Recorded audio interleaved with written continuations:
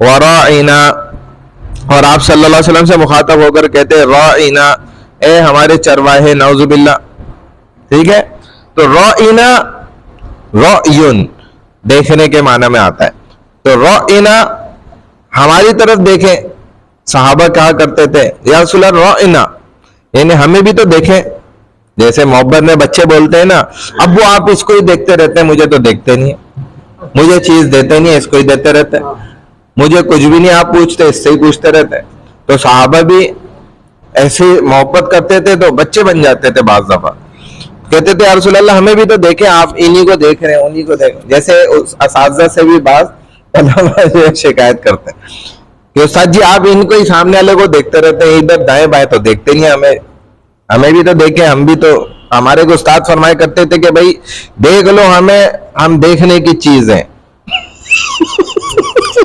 اور صحیح فرماتے تھے، نور اتنا چہرے پہ ہوتا تھا تو طلبہ دیکھتے تھے بڑے غور سے. ہاں دیکھنا بھی الگ ہوتا تھا.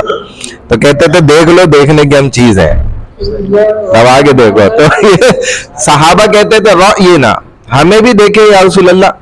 تو وہ اس کو جو منافق لوگ تھے نا، وہ خلط ملط کر کے زبان کو گھما کے عین لگا دیتے تھے، کیونکہ عربی میں آپ کو پتا ہے حمزہ عین فرق ہو جائے گا بڑا زمین آسمان. تو وہ رأینا عین سے بولتے تھے، وہ رأینا حمزہ یا سے ہے، تو اس کا معنی ہے ہمیں دیکھیں. اور رأینا اے ہمارے چروائے، تو فرق ہو گیا.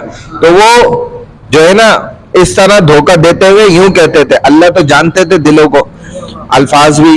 تو اللہ نے یہ چیز دیکھ کے سمجھا دی. کہاں گیا؟ وہ کہتے تھے کہ رعینا، ہاں یہ رہا کہ اے ہمارے چرواہے، نعوذ باللہ. اپنی زبانوں کو ایسے گھماتے تھے. لیم بِأَلْسِنَتِهِمْ، اپنی زبانوں کو موڑتے ہوئے دین پر طنز کرتے تھے. فی الدین وطعنا فی الدین، دین پر طعنہ کرتے تھے. وَلَوْ أَنَّهُمْ قَالُوا سَمِعْنَا وَأَطَعْنَا، تو اب اللہ نے نا نبی علیہ السلام کو سجائی. تو نبی علیہ السلام نے فرمایا آپ یہ نہ نہیں بولیں، آپ سب بولیں انظرنا، ہمیں بھی دیکھیں نا یا رسول اللہ. کہ یہ لفظ میں وہ گھما نہیں سکتے تھے، اس لیے دوسرا لفظ دے دیا، انظرنا بولیں کہ ہمیں بھی دیکھیں.